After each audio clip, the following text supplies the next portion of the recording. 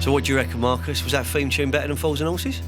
I think it's on par with. On par with Fools and Horses. Yeah. There we go.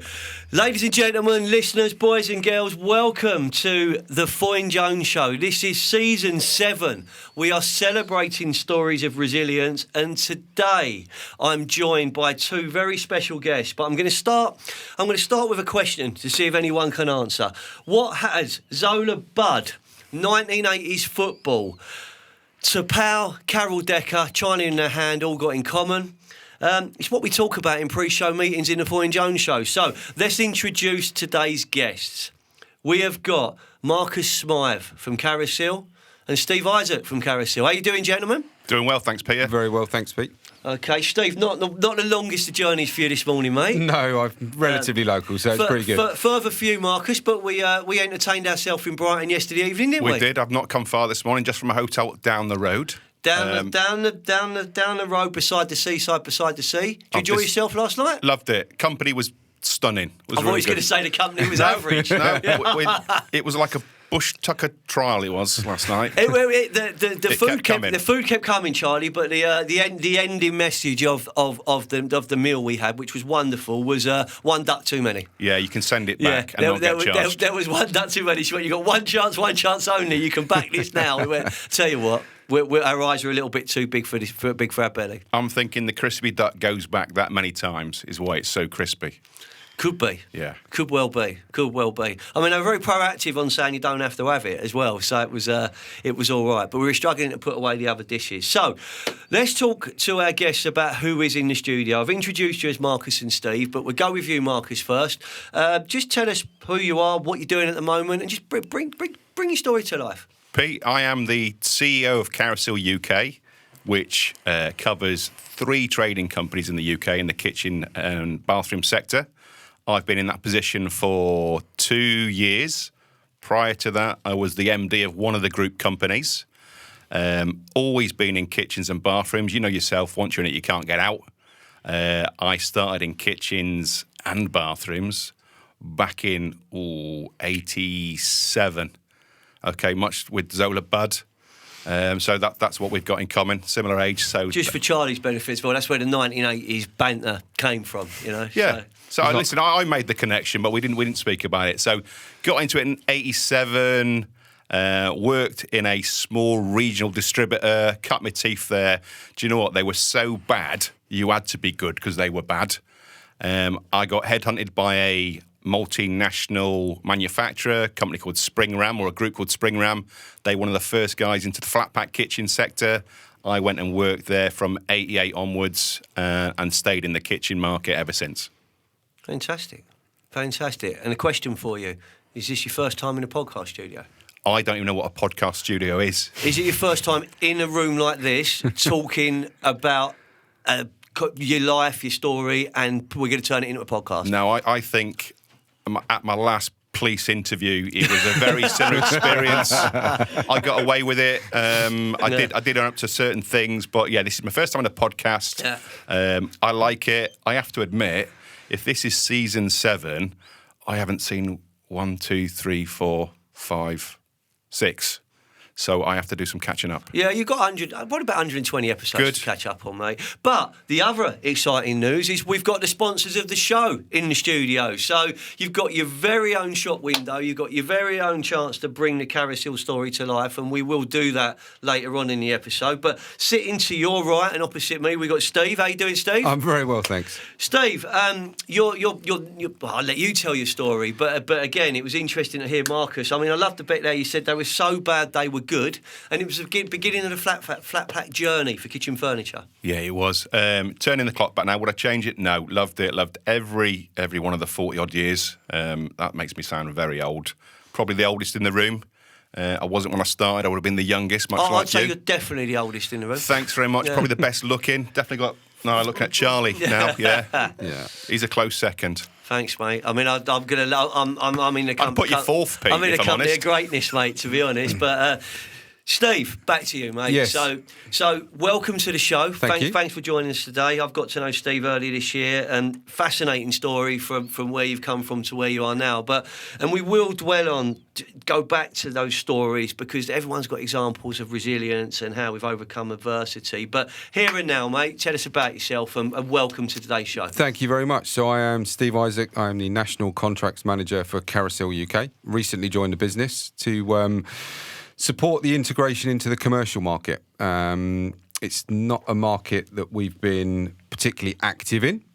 We have success, but we want to drive that forward in many different ways. So that's my role. I stand alone in that contracts division within the company, but have a lot of great people to support me around that with a lot of experience. And yeah, we've got some tasks ahead and some priorities that we're putting in place at the moment. But yeah, it's a super exciting time for the company. I haven't been in construction quite as long, 10 years.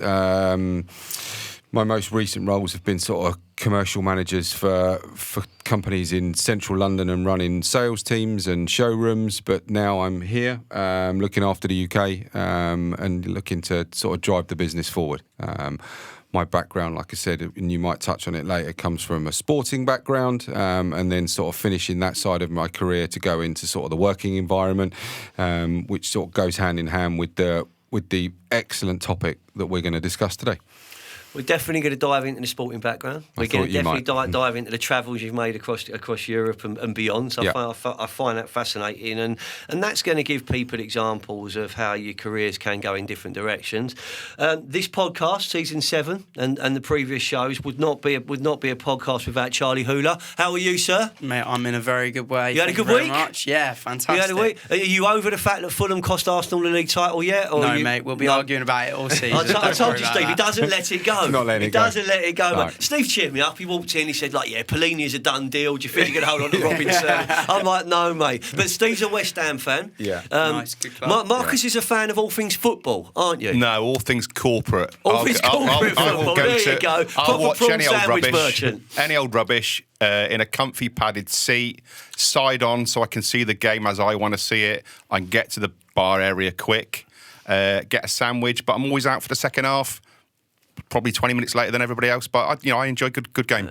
You've not been to see Torquay United yet, then, mate? Have Torquay got a football club? I've seen Fulham. I've been to Playmore. We had this conversation last night, Charlie, and I was spectacularly reading off that I've seen Fulham lose at Torquay, I've seen Fulham lose at Exeter, I've seen Fulham lose at Plymouth. So, I've seen Fulham lose at Yeovil as well, live on the telly. Interviewed by Sky Sports, I was, Steve. Right? I was 18 or 19 years of age. It was Friday night, first FA Cup third round game or something like that, and it was one in ones on telly. And they're like, "Oh, okay, how do you think?" I said, "Yeah, well, we should turn this non-league team over. Let's get a big team like QPR or Chelsea in the next round." I think it was second round, so you got it in the third round. So we're all excited. Yeah, we lost live on the telly to Yeovil, and what was really, really sad to make it even worse, right? And that's what being Fulham fans all about, Charlie. It's about misery. It's about overcoming adversity every single day. But what was really, really even made it worse is we got back late Friday. You turn like the telly on Saturday. It was in St and Grevesy days. Oh yes. Yeah? And like the opening credits of St and Grevesy, they're going like, "Oh, we're going to see how Yeovil shot Fulham." I'm like, I don't need this in my life. I don't need it. So you went to the game live? I went to watch the game live. I was interviewed by Sky before the game, and they played the interview. And you managed to get back home in time to watch it again on the TV? The game was on the Friday night. Yeah. So we travelled home on the Friday night. So I slept Friday, woke up Saturday morning, and watched the St and Grevesy credits on the TV. Fantastic. There you go, mate. Which was on around lunchtime on it a Saturday. was Saturday a little late. For Charlie's benefit, St and Grevesy. Not a clue, mate. Oh, my God. So we're back to the 80s. We're back to the 80s. So 1880s. St and Grevesy. Ian St John and Jimmy Greaves. You ever heard of Jimmy Greaves? Right? Jimmy Greaves. So Chelsea, Tottenham, West Ham. West Ham. Yeah. Missed out on the 1966 World Cup. He was in the squad, missed out on the team because Jeff Hurst snuck in and banged a few goals. But Jimmy Greaves, amazingly talented guy, funny man. Actually, this is in a show, we'll know this story, but Jimmy Greaves is the reason my father-in-law stopped supporting Fulham and become a Chelsea fan, because a lot of people where I grew up would go and watch both. And he lived near at Fulham, so Fulham was kind of his preferred team. But he saw Jimmy as a 17-year-old playing for Chelsea, and that was it. he kind of put Chelsea slightly ahead of Fulham. But Jimmy Greaves, Ian St John, another Scotland international player, played Liverpool, didn't he? St John, and he played all over. So and they had like. It was like a Soccer AM of the 80s. So it was the two of them in the studio, having banter, football clips, guest interviews, little roving reporters, and it was something you got. I mean, certainly my age, it's what you got up to what you wanted to watch it, didn't you? It was quality. That was the start of real punditry, without the sort of gimmicks of Soccer AM, unfortunately. But it would have been quite fun to see the Pet Shop Boys trying to score in the car park. Or maybe Soccer AM, maybe Carol Decker, maybe the girl from Charlie, Pet Shop Boys.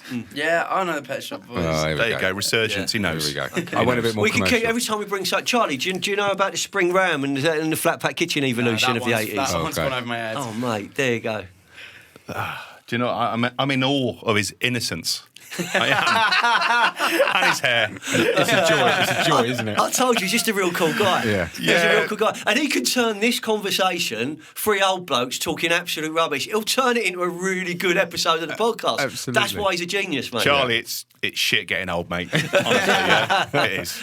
Oh, dear. So Steve, going into the role at Carousel and exploring a market and developing a market which is relatively new or has got potential to the business, how have you been finding that, mate?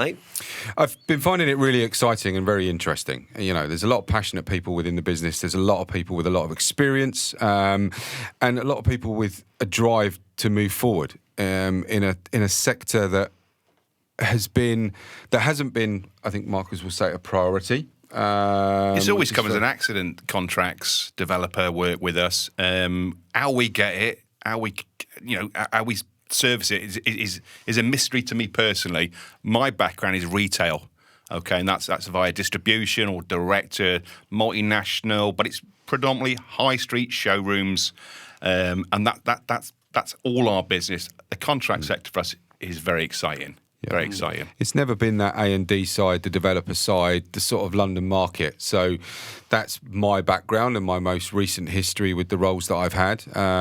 So hopefully bringing my experience in how we should sort of infiltrate that part of the market and the experience that we've got within the rest of the business to drive that forward. And look, I mean, it comes with resilience. That we're going to keep going back to that topic. It's not a perfect situation. There's things we need to do. There's things we need to improve. We are working really hard on making ourselves as relevant and have the information on hand to that customer audience that are going to ask different questions from the other side of the business that we're used to. So, you know, it's everything comes as a challenge, but you just got to embrace that, run with it, and then look at what the outcome is going to be. So that tells us where your role in Carousel, the here and now is, which I think is important. Marcus, you've told us what you're doing at the moment. Just if you can, just take us back and just bring to life the Carousel journey. You know, the history of the business, the challenges it's been through, the evolution, and where it is right now with the three groups. Okay, two parts to Carousel as I see it. You've got Carousel globally, where it all started. That started back in the late 80s. It started by Ashwin Parekh, who was our existing chairman's father. He was an industrialist, an inventor, a great visionary. And their original family business was quartz and jewels for watches, etc., for some very famous brands. So they had the knowledge of how to work quartz. They had the skill set there. And it was, again, in the 80s, I said, and there was a byproduct of this skill set with this quartz that they were using industrially. And what Ashwan did was he contacted a company in Germany called Schock. Now, if you know about granite kitchen sinks, everybody knows about Schock. They are the best out there at that time. And we formed a JV with them back in the late 80s, learned all the skills, learned how to make composite granite kitchen sinks, and that business flourished and did very well up until the early 2000s, and then there was a problem. Schock lost their way a little bit, went through various ownerships, and Carousel at the time, not Carousel, decided that they could do it themselves. So they'd learnt enough from Schock, and they went out there, and at that time as well, the founder's son, Chirag Parekh, came into the business with different skills and different visions, and he's taken the business from India to new heights. Part of that journey was to make acquisitions around the world. UK was the first one. The Indians came to purchase a business that I was working in called Homestyle Products. Homestyle Products was a facilitator of kitchen sinks and taps for various customers, but predominantly it was a stack it high, put on a pallet, get product in from China and send it out without even unwrapping the pallets that came in from China. That business, we changed the strategy. My background was working with kitchen manufacturers and distributors. We started working with some of the global players around the world making sinks for them. The Indians saw that of interest to get into the UK. They purchased our business in 2014. I then had that journey of working from Homestyle, transitioning to Acrosil. Oh, can I keep on saying Acrosil? And you guys know it's Carousel. Carousel came as a brand within the Acrosil group. Decided a few years ago that it was probably the better known brand name out of the two. Predominantly our business is about supplying other people, OEM business. We want to do our own brand in the UK and globally. So Carousel's now that name for doing that. From the sinks and taps, we then made a further acquisition in 2022, Silmar Technology, which was work surfaces, solid surface. That was a great acquisition for us because sinks need work surfaces need sinks, so the two go together. So we've had that since 2022. In 2023, we made another strategic acquisition of the tap factory. Sinks, taps and surfaces ain't revolutionary, but no one company does them as a whole, as a package in the UK, and that's what we're looking to do, Peter. Fantastic.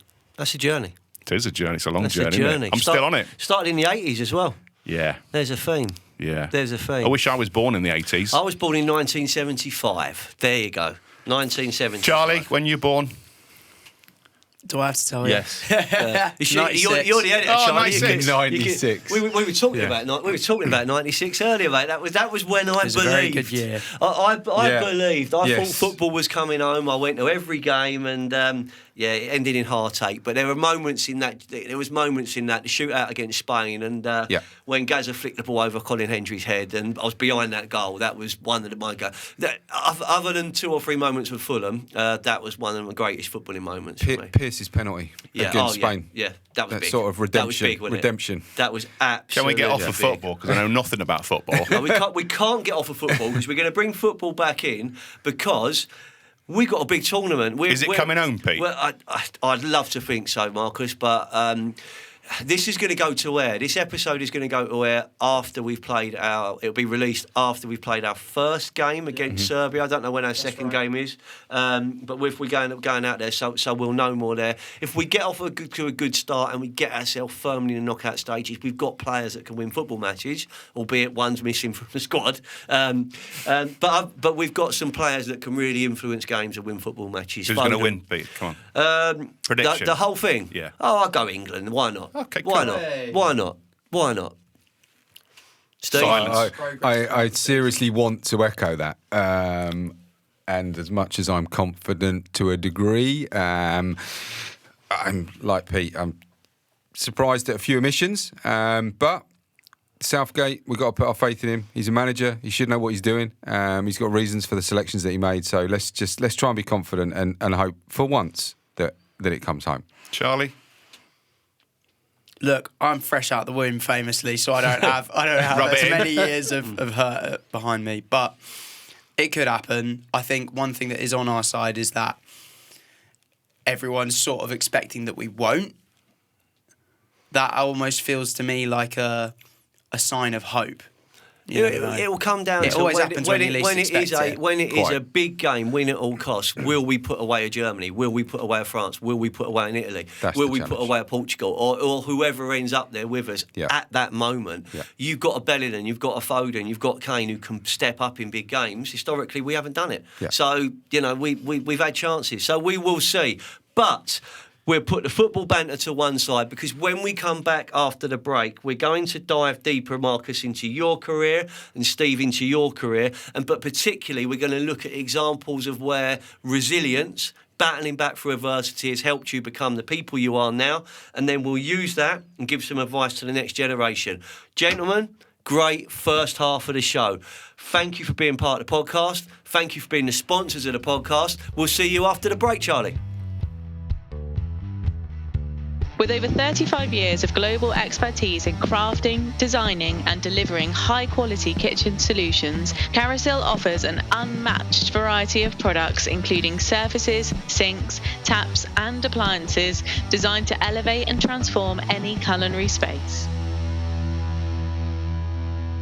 Okay, so during the break, we were still talking about the 1980s. And I'm going to be honest with the listeners, I was 5, 6, 7, 8, 9, 10, 11, 12, 13, 14, 15 years of age I was in 1990 when Gazza cried. So, yeah, I hadn't even lived my life, mate. 15. What was I doing at 15? I was watching Fulham, going to illegal acid house raves, which I probably shouldn't have been going to. Still going? Yeah, and I think I was just about to do my they're legal now, I was about aren't to they? do my GCSEs, Marcus, because we were GCSEs then, mate. Yeah, not CSEs. You studied a different module, didn't you, mate? I went to the University of Life, Peter. Yeah. When you're thrown out of school at 15 years of age with... I did do my CSEs. Are you going to share this? I didn't know if you're going to share this. So this is a good example. Resilience. This is good for resilience, mate. Over to you, Marcus. Here we Yeah. go, Steve. Yeah, Here we exactly. go. Sit back, relax. Yeah, it's the Smyth story. So, 15, Edit that, Charlie. This is the Smyth story. 15 years of age, knew it all, hadn't seen anything of life, but I thought, do you know what do I want to do? I'm going to join the army. So at 15, I got on a train with my new suitcases. Can you remember suitcases were made of cardboard? No, you can't. You Like can't remember Paddington that. Bears? Yeah, exactly like that. So I'm on the train. I've got me ghetto blaster, which my mum had bought me as my leaving present because you need to take that to military service with you. 15 years of age, on the train, got the Did shop. you have an ironing board? No, they had them there apparently. Oh, okay. When All I right. visited, they were really they were lovely people when I visited. When I joined, they were nasty people. Okay, so I turned up, and as soon as I got there, I realised that it was a right big mistake. But it's harder to get out of the army than it is to get in. All right, that's fact. I can show you that. But listen, it turned me into the person I needed to be, which was more focused. I left, came back, needed to get a job. And what did I do? I became a baker and confectioner because you went down to the job centre and you took a card off a board. You remember that, Pete? Okay. And you walked over to the desk and you said, "This is the job for me." And they sorted out an interview. A bit like going to Foyne Jones for recruitment. They sorted out an Great interview. experience. Yeah, it was a great Yeah. experience. Yeah. And next day, I'm not letting him get away with that. Steve. No, I want no. him. Yeah. I want him. Next day, I'm Make a note of that. censoring Make it. a note. Yeah. Next day, I was putting holes in donuts, but it was good because you finished. Can you just talk How us did I through put holes- the hole in of a donut, please? Right, so you make this batter because it's actually fried a donut. It's not baked; it's fried. So you make this donut mix and you chuck it in a fryer, and it goes into a certain shape. Then you get this special tool called a donut hole maker. Yeah. How did they think of that name? Revolutionary, yeah. Yeah. And what you do? Because what does it do again? It makes a hole What you in do- a donut. Yeah, listen. I'll explain how it works. It was like a pointy thing, okay, like the shard, and you got this donut. And when you were really good at it, Maybe that's what the architect modelled the Yeah, shard on. exactly. Maybe he shared that. He was an right. ex-confectioner. Yeah. how do I get a jam in it? Or in the donut or in the shard? Yeah. Right. So when you were really good at it, because I did get good at donut making, okay, you could do a donut in each hand. Honestly. Double donut. Yeah, mate. double donuts. So that career went really well until I poisoned an old people's home with donuts with the wrong mix. There you go. Okay. And then I got into kitchens and bathrooms. Let's That's a link, isn't it? Use How that long, one. how long have you got for this Charlie, podcast? Charlie, don't edit. I think that. Don't edit. I mean, double donuts and a double donut. Some people would still say device which he is a looks like a donut. shard. How's he got to be a CEO? He's still a donut. Do you think donuts have stayed with you on your career journey, Marcus? I don't think I've eaten a donut since. Really? Yeah, I couldn't We should imagine. take him down to the pier afterwards. He Yeah. can reminisce on how they're I mean, he made. keeps whinging about an ice cream, so I could get him an ice cream donut. You know what promised I me mean? an ice cream for 3 years running. I made lots of promises. I made lots of promises. All right, okay. So you've progressed from Donuts. from the army to donuts to flat pack kitchen furniture. There's not much in between, Pete. There's not much in between. What did you take from your donut journey to your current role, Steve? What did you take from that? Well, donuts, obviously, didn't I? Yeah. I took the secret recipe with me. I've kept it ever since. Listen, going back to resilience, it was a job that it was really hard. Not just donuts, okay? It was hard. You was up early. The money was rubbish. You were working with people that are older than you, and they obviously give all the crap jobs to the young people, and that's how it is. Yeah, that's how it is. I'm trying to step back. How I got into kitchen. How do you go from kitchens and bathrooms from donuts? Okay, how do you do it? It's just normally it's somebody you know, isn't it? You know, there was a job going in a warehouse. That job being stacking bathrooms, okay, onto lorries. That's how I got into kitchens and bathrooms. I learned my trade that I know now from the ground upwards, excluding the donuts. Do you know what? The University of Life, you know, I'm personally from the University of Fulham Council Estates, and I learnt a lot there, you know, and I learnt a lot working on the market stall, and I take a lot of that with me in everything I do. But if you're talking about, you know, you're going from double donuts to stacking bathrooms to being a CEO, which you are now, and you tell that story, and you say to people that if you believe, you know, and you work hard, you can do it, and you go there, you can do it, and that's the message we really want to come out, because people will look at someone with a job title, someone with responsibility across multi-groups, multi-sites, multi-countries, globally, and they go, well, how on earth do you get there? There's not always a well-trodden pathway. You learn by doing, you make mistakes, and you keep going, don't you? And that keeping going is the big theme that seems to be coming through from the guests I've spoken to in the studio and the ones that have been talking about coming on in the episodes. It's, you know, can I talk about how that happened and what I bounced back from? So, Marcus, thank you.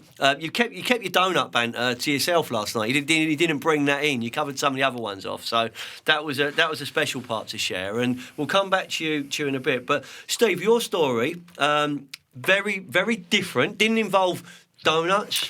No. So tell us about your journey, mate, because I find it fascinating. Because you're talking, you know, I won't give too much away, but it's from doing something at an elite level to reinventing yourself, almost, isn't it? Yeah, absolutely. I mean, I was. You'll love this, Charlie. You'll love this. Heavily into many different sports from a very early age. So was playing football, was playing tennis, doing everything at school that I could: athletics, cricket, running, you name it. Proper sport, really. And everything started. Me, I've got an older brother who, strangely, when we talk about forces, is in the RAF. He joined the RAF at 17 and is still in. And he'll finish his career there. So he's an inspiration in terms of his service. But whatever sport he took up, I then took up as a little brother, and became quite an annoying little brother because I was. And if he was sitting here now, he'd go, "Yeah, it didn't take long for you to get better than me." He's 4 years older than me, and sort of badminton and football from a very early age were the two that for me stood out. I started competing and then sort of became the best in the country at badminton at 11, 12 years old, very young, travelling around the country playing badminton tournaments and then starting to represent my country in home nations competitions and then across Europe from sort of 12 to 16 at junior level, and sort of maintained that position in my age group of being the number one in the country, and was also playing county football and on Brighton books briefly, had a trial at West Ham. You told me about that, mate. You're a Chadwell Heath boy, mate. I had my trial at Chadwell Heath with the number 9 shirt on. It was the best day of my life. To be able to sit in that changing room where I'd met Trevor Brooking when I was younger and met all the players from through the 80s when in sort of a Jim will fix it style, again something that Charlie won't know. McAvenny and Cotty floating about. McAvenny and Cotty were floating around, Ray Stewart, Billy Bonds, you know, Phil Parkes in goal. But yeah, it was, so I had that opportunity and then had to make a decision at sort of 15, 16 at which direction I wanted to go in. I was technically the best in my age group at badminton and one of the top players in Europe. Had travelled around an awful lot and was very lucky to do a lot of travelling at that age and got to thank my parents for a lot of sacrifice for that. And I chose obviously the sport where you can earn huge amounts of money in badminton and not football. But do you know what? I sort of joke about it now, but it gave me so much opportunity. I left school at 16. I didn't go to uni. I went to live in Norway for 2 years at 16. My coach at the time was an English guy, moved to become the Norwegian national manager. I moved in with a family in Kristiansand, lived there and studied in Kristiansand for 2 years, and was part of the local club. Was travelling back to play tournaments in the UK and playing and representing their club over there. And this was all before lottery money. So this was not easy to fund. So a lot of it was down to my parents. There was some support from the club in Norway. Came back and then moved to Sweden for a couple of years to play for a club over there, which was a fantastic part of my life from 21 to 23, and then came back and sort of finished off playing badminton at around 26, 27. Just injuries, never quite got to the level that I would have liked to at that sort of senior level, but represented my country all around the world, Far East, US, all over Europe. Got to travel everywhere. Was very, very lucky to represent my country. But when you talk about then coming out of that, a bit like Marcus did, when we talk about people coming out of the forces or coming out of uni and then looking at what am I going to do, I stopped and thought, genuinely, never really had a proper job before. I've been very lucky to have a job that I enjoyed and done a lot of travelling with that and gained a lot of experience, but had never done a 9 to 5. So then you start looking at what should I do and where do I think I can work. So my journey then went straight into becoming a salesperson at health clubs. It was an environment that I was familiar with, gyms, etc. So I became like a sales advisor at health clubs. But at that moment, though, to actually kind of come away from elite level sport and kind of following your dream and doing that, to actually going into a role which is effectively Dolly Parton hours, 9 to 5, and being a reality. Yeah. That must have been kind of terrifying, or just completely, or was it so different you didn't think about it, you just got on with it? I think it was very daunting because you start thinking about that with a couple of years left, and I wasn't that old, at sort of 25, 26, 27, but I had niggling injuries that were just preventing me from being able to train properly. You know what it's like. You can't train, and then you're trying to play. Mate, I'm not elite. I wasn't elite level at anything, but I do know what it's like. When you're doing any kind of activity, if you're struggling and you're trying to play in an international event and you're 80% fit and you're playing one of the top Chinese guys or Korean guys, you've got no chance. So it was daunting. I think moving into that health club instead of moving into an environment that I wasn't familiar with was something that I found really comfortable, and just naturally found it relatively easy to talk to people about from a sales perspective, and joining a health club, you just want to understand what are their motives, how much time are they going to dedicate, why are they there? You're looking at me when he says that. And then, I looked at you, Marcus. We are looking at you, Marcus. And then it's just for some reason. And then one duck too many, mate. That's all I'm saying to you. And then you can ascertain relatively quickly. And what I always found at that point was this the right gym for them? Yeah. Are they going to feel comfortable here? Are they going to enjoy it here?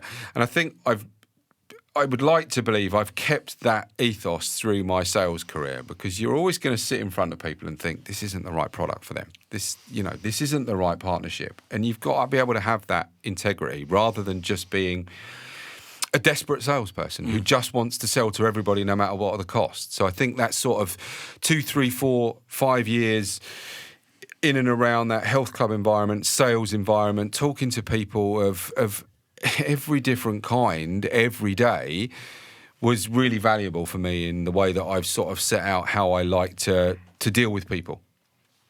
Fantastic. And I respect anyone that comes from that. So moving from the health club industry to the current industry, how did that happen? Well, I had a number of years in the paper industry. That was my father's background. It got to a point where I thought health club was a nice environment, but they're quite anti-social hours, didn't really want to work weekends, and some of my father's contacts that I'd known over a period of time suggested that, you're a sales guy, why don't you go and sell paper? So I was in the paper industry It's for quite a competitive arena, I'm told. It is. Charlie, do you know what paper is?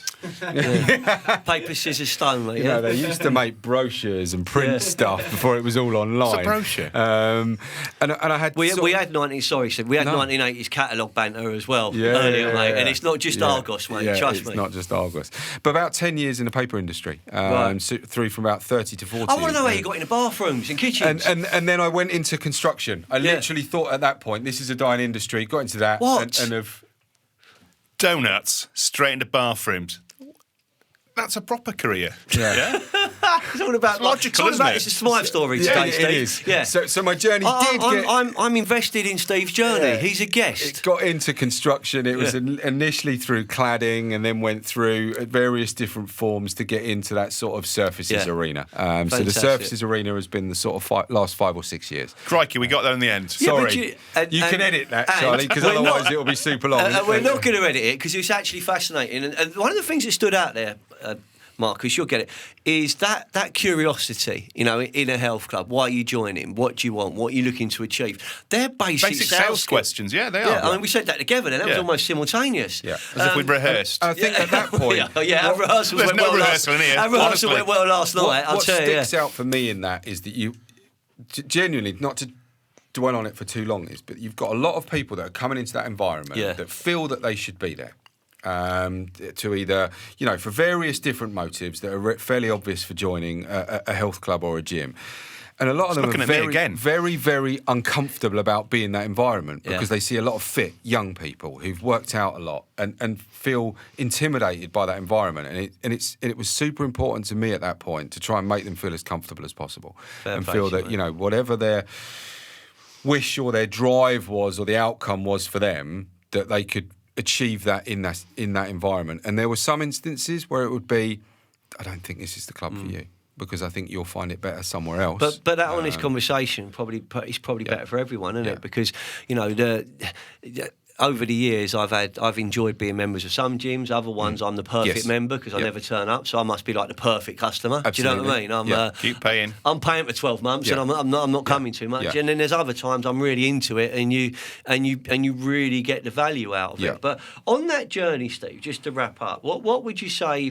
Because you mentioned a couple of things that were tough, you know, like the battling back from injury, taking on the Chinese and the Koreans when you're at 80%. That must be really, really tough.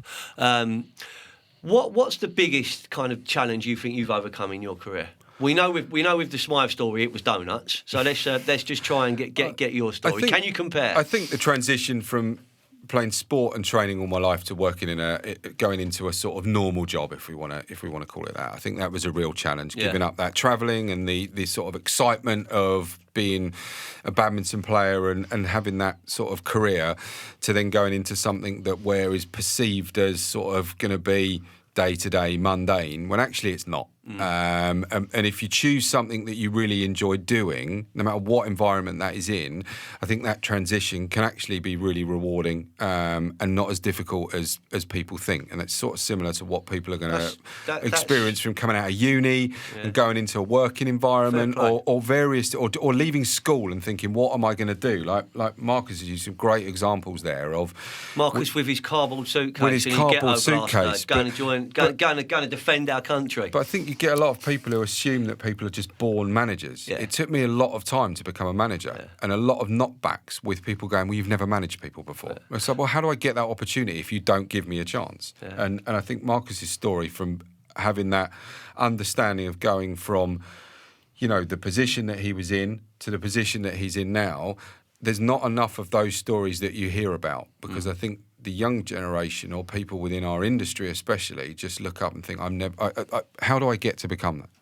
Okay, so we're wrapping things up. Some great examples of your personal stories, some great examples of what resilience means to you as individuals. What? And it's been a brilliant episode. Like it has been a brilliant episode. We've got what I'm now. Has it been the calling, best in the whole 7 series? It's simply the best. That's another 80s hit for you there, mate. There you go. It's simply the best. But you're a carousel win double, is what I'm calling you. We've got Sport Billy Steve, and we've got the double Marcus. donut Marcus Thanks very much. Smyth. Marcus Smyth story. We got the donut CEO, and we've got Sport Billy Steve. What I want to do, just to wrap things up, is just we'll start with you, Mr. Smyth. Just give me a few words of advice for people, the next generation, how they can make things happen for themselves. And we'll do the same with you after, Steve, as well. No problem. Don't give up. Take no for an answer, but challenge it, and challenge it right. And I'm getting back to the resilient side of things here, Pete, okay, because that's what the episode's about, okay. I think looking at the younger generation now, and I'm looking at a sales opportunity, because predominantly Steve and I are in a sales role, you know, different types of roles within the business, but ultimately it's a sales role. I see too many younger people that just take no, and don't push it, and don't try and get the answer that they want or the result that they want. And again, back to resilience. Just don't give up. Yeah, don't give up. Be enthusiastic. Be positive. And yeah, you're going to get some knockbacks along the way. Yeah, you are. But just learn from them. That's quite Sir Winston Churchill there, mate. Listen, that's what I did, yeah. That's probably your biggest example of resilience in the modern. We'll fight them on the beaches. We're back to Brighton now, aren't we? Yeah. Or we could be The down Mods at and Torquay. Rockers. We could be down at Torquay, mate. Yeah. So Marcus, you're saying to the listeners, don't give up. Don't give up. Find a way. You know, you can take control of your own destiny. Steve, very quickly, what would you want to say? I would say don't be afraid of change. Yeah. You know, like I said, we've got many examples in today of changing the direction of how our careers have gone and how our lives have gone. So I think that's super important. And I would say ask questions. When you get the opportunity, ask questions. We get enough of people that we recruit or bring on board. Always say, ask stupid questions. Please do, because if you don't know the answer, don't stay quiet. And we all do that. So, you know, I would echo a lot of what Marcus said. Don't give up. Be resilient. Keep going. Don't be afraid of change, and just, you know, persevere. Fantastic, brilliant, gents. Brilliant episode, the best episode. Fantastic. Simply We knew the that. best. We Simply knew the that. best episode. Number 121. I've got, Is that a wrap, Pete? I've got a couple of things to do before we finish. I want to thank our sponsors, because without our sponsors, we do not have a show. Today we have our sponsors in the show, which is groundbreaking. Marcus, thank you for your support. Steve, thank you for being a brilliant guest. Next week, I'm going to be seeing Marcus again, but a little bird, Marcus, told me that it may just be a special birthday for you next week. Oh, fantastic. Listen, I should say, you shouldn't have. We have gifts, and there's an Asian-themed gift in there for you, and there's a card for you as well. Fantastic. All right? Thank you very much. We'll possibly open this next week then. Possibly. Let's see how it goes. Appreciate it. Thank you. That's the end of the episode. It's been fantastic to talk to It's been fantastic to talk resilience with a carousel win double. Hula, always a pleasure. We'll see you next week. Thanks so much for listening.